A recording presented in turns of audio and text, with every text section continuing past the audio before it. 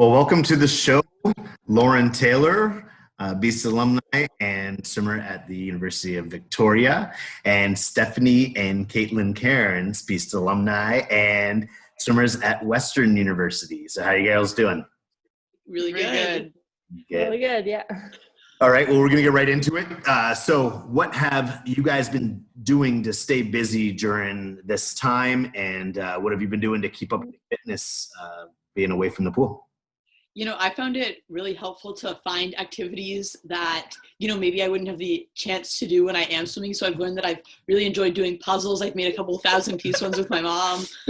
I've also been reading a lot of books. I'm currently reading Michelle Obama's Becoming, and I find that like a very inspiring read. And then I guess with regards to fitness, since I do have quite a bit of spare time, I have been trying to do my best to really make sure I get in the fitness hours. So I try to alternate a day of cardio with a day of dryland. So I've been doing the elliptical, which is just behind me, an hour a day. And then on the other days, I like to do more like a dryland sort of routine that our dryland instructor gave us. Western is doing like Zoom workouts. So I find like sometimes like to pop in and do those. And yeah, it's just been nice to like take some time to relax since otherwise we're typically busy. And now it's just time to really take a step back and relax. Perfect. I've actually been studying for the MCAT. I'm writing it a month tomorrow, so I've been pretty busy with that. That's definitely taken up a lot of time. As for fitness, I also alternate between a day of cardio and a day of dryland. I've been running and also going on the elliptical depending on the weather. And I do like workout videos kind of on the days when I'm doing dryland, so I'm a really big fan of PassFit. What's that? PassFit? PassFit, HAS, and then fit. Okay. They're very encouraging. Lots of it's a YouTube video, a YouTube channel. They're very encouraging, very peppy, nice to listen to. That's cool. What about you, Lauren? What have you been doing? I've been doing some cardio workouts. It's pretty obvious that I'm not a runner. So I do a lot of like skipping and stuff. I've just gotten access to a home gym from a neighbor, so I've been doing some weights. And I also have access to a 40-foot pool, so I've been doing some swimming. Well, that's awesome. So why don't you guys tell us a little bit about what you are studying in school, and maybe share some of your main goals for this upcoming swim season? So I guess I'll go. I'm in an honors double major in pathology and interdisciplinary medical science. I'm really enjoying it. It's a great program. I'm really interested in all the courses. As for the upcoming swim season, I'm really hoping to just, if anything this situation has taught me, is not to take like anything for granted. So I'm really hoping to take like every meet and whatever that may look like, every practice, one step at a time, and just trying to enjoy like every last bit of it through like what will most likely be my last swim season. So yeah. Cool. Lauren, what about you? I'm in the elementary education at the University of Victoria. I'm really enjoying it. I was supposed to do practicum this summer, but that didn't happen. My goals for next season, hopefully there is a season, is to make another Olympic trials cut. So either in the 50 to 4 or 800 free. Perfect. And Steph? And I'm actually in a very similar program to Katelyn, so I'm also doing an honors double major, but in physiology and interdisciplinary medical science. So there's quite a bit of overlapping courses, but they are different programs. With regards to goals for, I guess, the upcoming swim season, is I'd really like to take the chance to just like really enjoy all that swimming has brought me. I'm actually one of the elected captains for the Western swim team next year, and I'm really looking forward to like seeing what that has in store. And just like really, rather than focusing on what I have not or like have yet to accomplish, like focusing on, like this is probably going to be it. Like Katelyn said, really enjoying like the laughs for what they are, and not so much focusing on, I haven't accomplished this yet, or I haven't accomplished that yet, and more, look at how far I've come from like, junior beast, or it was called the I Can Swim program when I was there, and just like now up to like finishing it and graduating, just like really reflecting on that. That's cool. So you guys were probably three of the most dedicated swimmers that we've ever had. Now we've got a few right now that are giving you a little bit of a run for your money, but I mean, you were there, you basically had every workout and stuff too. Lauren as well too, traveling all the way from Wooler over close to Brighton. And you can see how like your time management and stuff too, being able to handle such a load like that. None of this that you're doing right now comes as a surprise to me because I saw what you did and I knew you could do this, and it's pretty amazing to see. So let's maybe reflect a little bit back on your Beast days and like, can you tell us maybe one or two of your favorite experiences or memories that you had with your time with Beast? My favorite is relays. I really like the atmosphere. I seem to get more stressed for relays than individual events, but it's because of like, if you let yourself down, you're also letting your team down too. But just like the atmosphere, the ones that stand out is the Nepean pool. I don't know, we just have done so much there, especially that very shallow end. We love that end. Also home swim meets. It's just the atmosphere, and like there's more of a team because there's more people that can swim there. It's a fun place to swim. I would say that like some of my favorite experiences actually came from when we were at the meets, but like not swimming. So I know especially at nationals, oftentimes we do, little events as a team. Like I remember when it was at the Quebec City Nationals, we ended up going to the Valcartier water park, and like I still have fond memories of that, and just being with like, I guess like all of my teammates and like some of my closest friends, like, Lauren was there. Nate, I believe, was also there too when we were at the water park, and just like really like seeing the cities while we were also there. We went on a boat cruise at some point too, and Rafiq, Nate, Lauren, I think Mel might have been there too, I can't really remember, but just like really taking in like the different cities. And that was also like another like experience I really enjoyed, was the first time I could like travel truly, like get on a plane and fly somewhere for swimming, just because like that was like a really big accomplishment for me. You see that in the TVs, the movies, where it's like, oh, you're flying away. And even though we were going to like beautiful Winnipeg, like that was the first time where you're truly like getting on an aircraft and like flying, and it was just like a special moment for me, being like, oh, you've come a long way from, like I said before, just like, starting in anyone like seeing like where hard work could like really get you. Yeah, mine's a much more simpler and like my very concrete event. It would have been like the Easterns of 2015 or 2016. I just remember it was at Laval. And we agreed, like you, me, Mel, and Steph, if one of us got a medal, we could make our own workout for like, I think it would have been the Wednesday or the Monday like after. And Mel got her a medal in one of the backstroke events. And I just remember the workout we got to make after. It was just a hoot and a half. I had a lot of fun with it. At one point we were doing like a relay, I guess you could call it, but like we were all on the same team and we were just like carrying each other down the shallow end.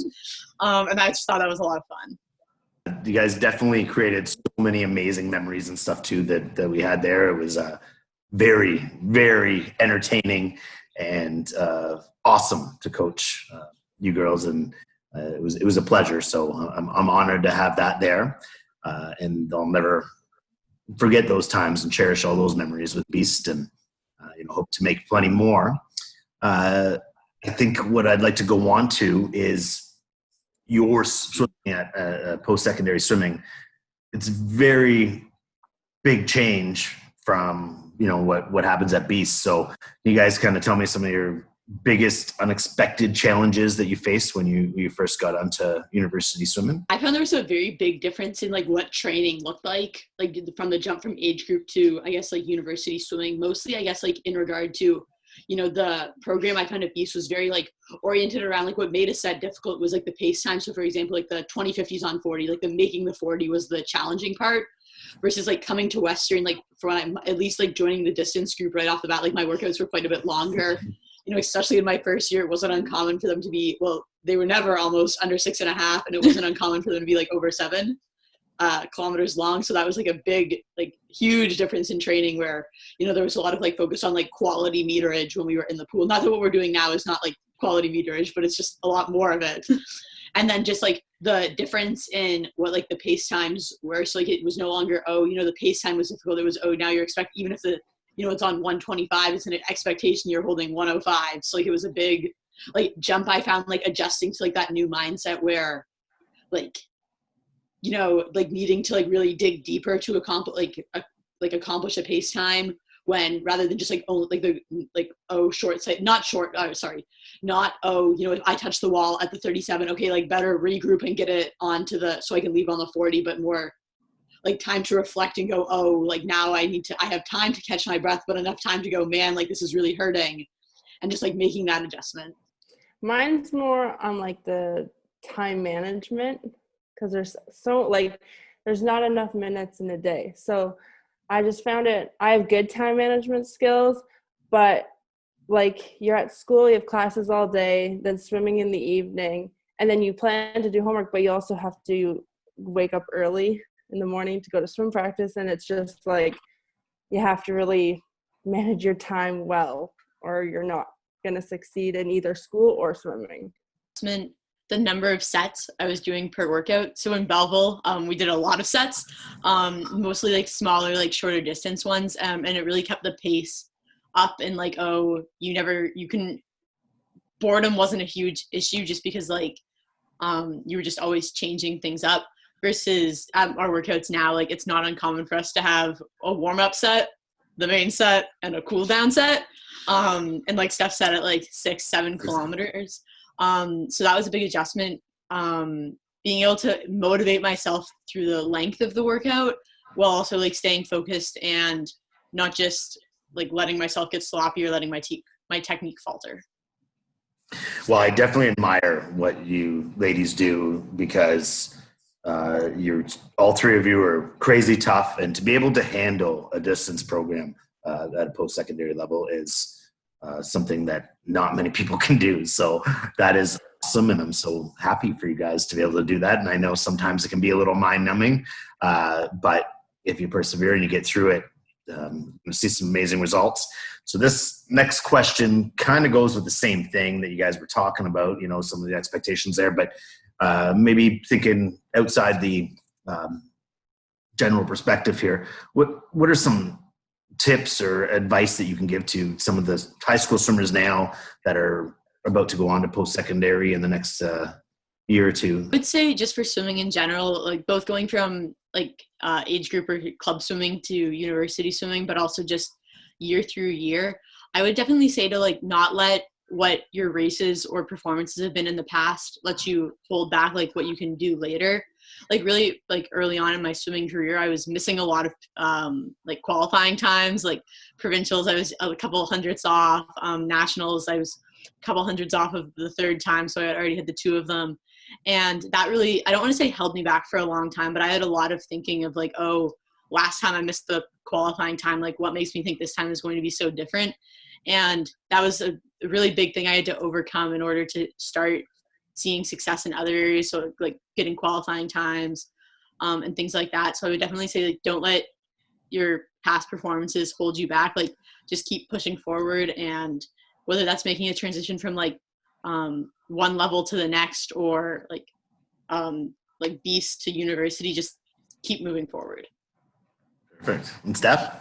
You know, I would really say that actually this was something that I couldn't realize at the time when I was like at Beast doing it, but I was like very grateful for after the fact, was that, I don't know, the program at Beast I found very centered around you being able to do all strokes and train all strokes, which at the time, you know, I found frustrating as I'm predominantly racing freestyle races. I'm like, why am I training backstroke? But I could really realize when I got to school that I like was very grateful for was that, you know, really listen to what I guess you're saying, like at least if the message is still the same what Brandon's saying about like, you know, you don't need to lock yourself in too early into, oh, I'm a freestyler, just because when I came to school and even like 3 years later in my third year, I'm racing now events that I didn't even race in high school. Like the 400 IM turned out to be, you know, one of my greatest events. It was my one individual medal from OUAs. And even like this year, my U Sport cut was in the 200 fly. And like, these are events that I didn't swim at all in high school, or even only a handful of times. So just like really remembering that what your best stroke might be right now, like don't like box yourself in, I guess. Like don't say, oh, you know, I can never train distance freestyle because right now I swim the 50 free. Like really focus on, you know, seeing like putting in the training now, so that way, you know, in the future, like even worst case, you're just developing muscles and developing like better resistance to injuries like later. And, you know, that's a pretty good worst case scenario. Like nothing will ever go to waste. I would just say that since we are forced to take this time off of swimming, I would advise to use this time to reflect on your swimming, make future plans, work out like as much as you can. Just like use this time to your benefit because it's completely out of everyone's control. So, anything else anyone wants to say to any of the swimmers out there or anything? Like swim in your own lane. Like don't compare yourself to what your other teammates are doing. Like just make sure you're doing your best and you're doing what you can do to know that once you can get back in the pool, you did everything you could. So whether that looks like going for a bike ride, going for a run, if you don't have access to a pool, doing dryland, like just doing the best you can and not comparing yourself to what your teammates are doing. And that holds true in the pool too. Like just swim your own race. I'd say encourage you is that like now is not the time to stop making goals. Like even if, you're out of school, you're out of swimming, like you can still be making goals that are both academic and athletically oriented.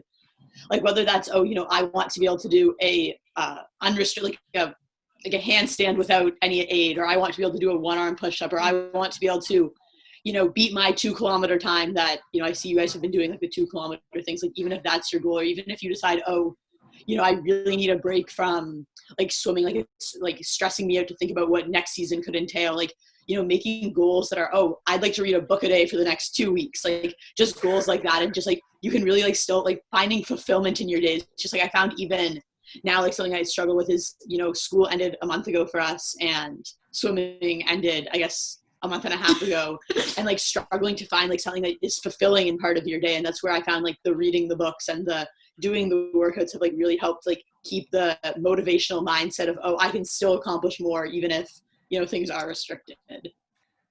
Perfect. I got one little follow-up question for Lauren because it was just something that I was thinking. So I know Steph and Katelyn are down in London. How is it for you being all the way out in Victoria? Have you struggled with that distance between Belleville or Trenton, Wooler, and there? I'm home. You're home now. I know. Yeah. Like during well, my mom comes out like every month and my grandparents are there, so it's fine. Like I have a really good team. I have family out there, so it doesn't get too lonely. If I didn't have my grandparents out there, I think it would be tough. Yeah.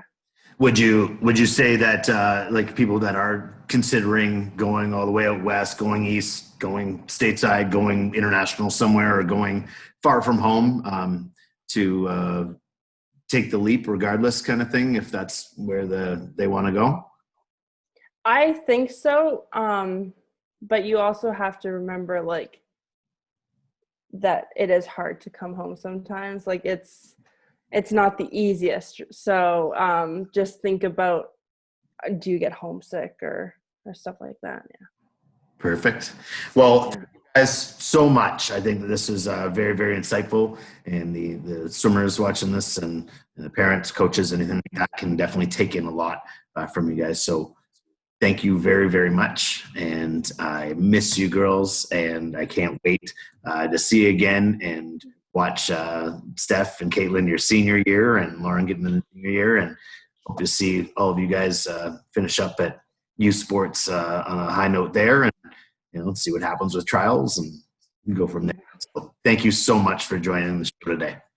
Thank you so much for talking to us. Thanks. Okay, well, take care, everybody. Bye. Bye.